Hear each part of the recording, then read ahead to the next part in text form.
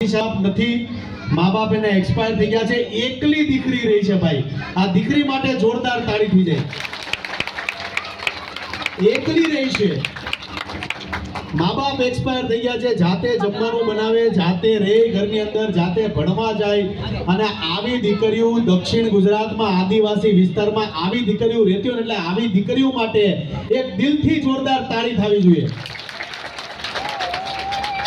નામના આદિવાસીઓને લોકો માનતા નથી. આવી બહાદુર દીકરીઓ એકલી રહે છે, જીવનનો સંઘર્ષ કરે છે, આગળ વધે છે અને પોતે આ દીકરી ભણે છે. એટલે તમામ જેટલા દક્ષિણ ગુજરાતના લોકો છે હંમેશા આવી દીકરીઓને મદદ કરો, સપોર્ટ કરો. આનું ગામ છે રોણવેલ, વલસાડ સાઈડ તમે જાઓ આગળ તો રોણવેલ ગામ આવે છે, ત્યાં જાઓ. આશા કોઈ નથી, અપેક્ષા કોઈ નથી, પણ તમે એની સાથે કદાચ 2 મિનિટે સ્પેન્ડ કરશો તો આવી દીકરીઓને હિંમત મળી રહેશે. એટલે આ જે લોકો મને પ્રેમ કરે છે ને એમનામ નથી કરતા. ખજૂરને તમે પ્રેમ એટલા માટે કરો છો કે હું નાના વર્ગનો માણસ છું, હરેક વર્ગના લોકોને સપોર્ટ કરવા માંગુ છું. ખાલી પૈસા જીવનમાં નથી કમાવા. તમામ લોકોને કહું છું કે માતાજીએ જેને પૈસા આપ્યા છે, 10 રૂપિયા કમાવો છો તો 4 રૂપિયા ગરીબો પાછળ વાપરો. મારો મહાદેવ તમને 10 કરોડ રૂપિયા આપશે, પણ વાપરવા જ નથી.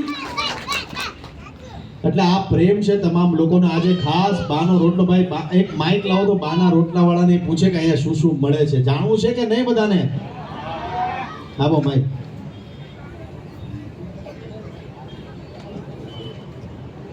વાહ ભાઈ વાહ. પહેલા મને એ જણાવો કે ભાઈ બાના રોટલાની વિશેષતા શું છે, શું શું મળે છે? અને જો ભાઈ એક બહુ દિલથી વાત કરું, ક્યારેય કોઈના હું વખાણ કરતો નથી, પણ મને અંદરથી ફીલ થાય કે આ વ્યક્તિ આપણા માનો છે, કદાચ 10 રૂપિયા કમાતો હોય, 4 રૂપિયા ગરીબો પાછળ વાપરતો હોય, એવા વ્યક્તિઓને સપોર્ટ કરાય કે ન કરાય? હા કે ના?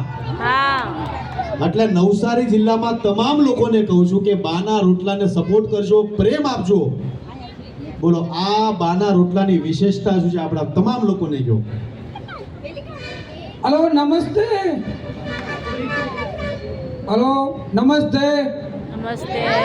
હું બાના રોટલામાંથી પ્રકાશ પારેજિયા. આપણે કોન્સેપ્ટ ચાલુ કર્યો બાનો રોટલો, કારણ કે હું મારા બાના રોટલા ખાઈને મોટો થયો ને રોટલામાં શું મહત્વ છે એ તો તમને બધાને ખબર જ હશે. એટલે કીધું નામ રાખવું છે રોટલો ને કાંઈક આપવું છે, એટલે માટે રાખ્યું રોટલી, તંદૂરી રોટલી ફ્રી, ખાલી સબ્જી જ રોટી.